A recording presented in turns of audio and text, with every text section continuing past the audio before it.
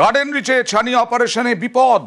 Medical স্বাস্থ্য দপ্তর হাইকোর্টে রিপোর্ট দিল যে কোনো চিকিৎসা সংক্রান্ত কোনো রকম অসুবিধে নেই, চিকিৎসায় গাফিলতি নেই। উল্লেখ রিপোর্টে চিকিৎসায় ব্যবহৃত সরঞ্জাম থেকে সংক্রমণ। কথা বলবো প্রতিনিধি অভিজিতের সঙ্গে। অভিজিৎ, কি রিপোর্ট? গার্ডেন রিচ হাসপাতালের যে ছানি অপারেশন কাণ্ড, সেই ছানি অপারেশন কাণ্ড নিয়ে শোরগোল হয়েছিল গত বছর, এবং সেই সময় পরিপ্রেক্ষিতে যে মামলাকারী গোবিন্দ দেবনাথ তিনি হাইকোর্টে মামলা করেছিলেন, এবং তাতে রাজ্য স্বাস্থ্য দপ্তর যে রিপোর্ট দিয়েছে সেই রিপোর্টে বলা হচ্ছে যে চিকিৎসা জনিত কোনো গাফিলতি ছিল না, তবে ব্যবহারিক জিনিস অর্থাৎ এই অপারেশনে যে সমস্ত ইকুইপমেন্ট ব্যবহার করা হয়েছে তার মধ্যে সংক্রমণ হয়েছে, তার মধ্যে কোন রকম সমস্যা হয়েছে, কন্টামিনেশন হয়েছে, দূষণ হয়েছে, যে কারণে পার্শ্ব প্রতিক্রিয়া হয়েছে, এবং সেটা একটা কারণ। এবং সেই কারণে হাইকোর্টের বিচারপতি অমৃতা সিনহা তিনি সন্তুষ্ট হয়েছেন, এবং তিনি বলেছেন যে রাজ্যের এই রিপোর্ট দেখিয়ে ক্ষতিপূরণ চেয়ে আবেদন করা যেতে পারে। কিন্তু তিনি সরাসরি কাউকেই ক্ষতিপূরণের নির্দেশ দেননি। যে কজন গোবিন্দ দেবনাথ আবেদনকারী ছিলেন, কিন্তু বাকিদের ক্ষেত্রেও এটা একই রকম ভাবে পর্যবেসিত হবে। অর্থাৎ রাজ্য যে কথা ওরা বলেছে যে সেখানে চিকিৎসিত কোনো সমস্যা ছিল, রাজ্য তদন্তের রিপোর্টে যে চিকিৎসার কোনো সমস্যা। রেল এবার অত্যাধুনিক ক্যামেরা বসাচ্ছে শিয়ালদা স্টেশনে। কেন?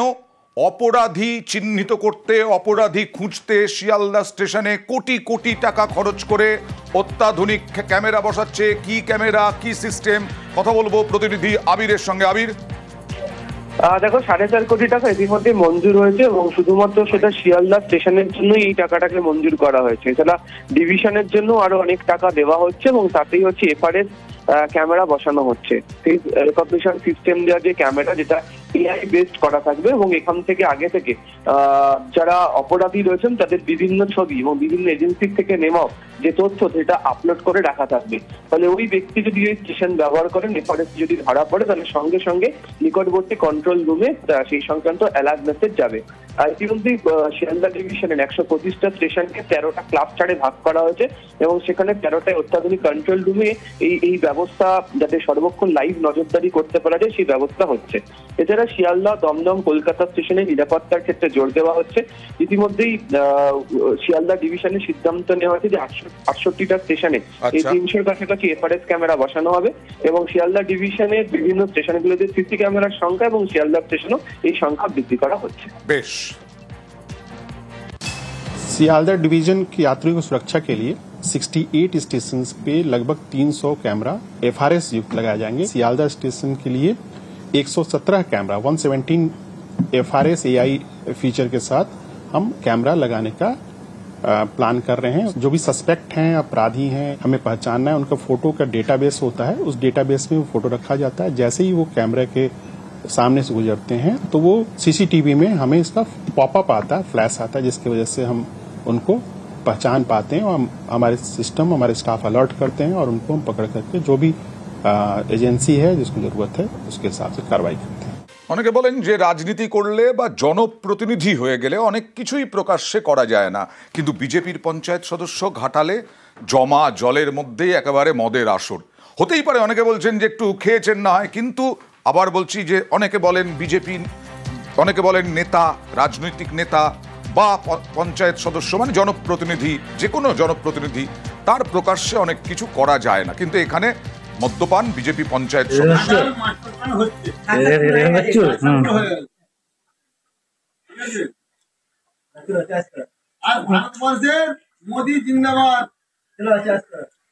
সোশ্যাল মিডিয়ায় ভাইরালও হয়ে গেছে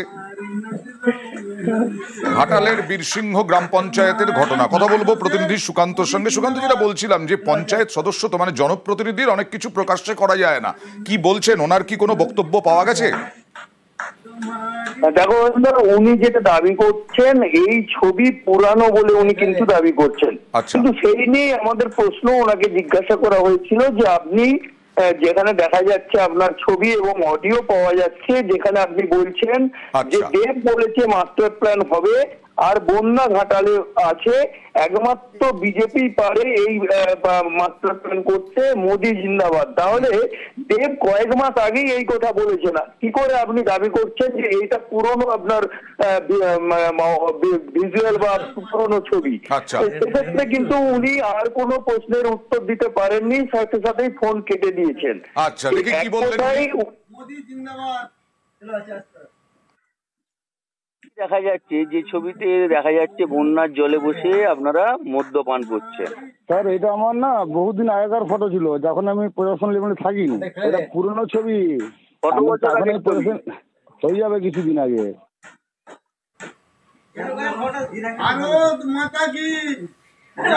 আর এই নিয়ে রাজনৈতিক চর্চা তো হবেই।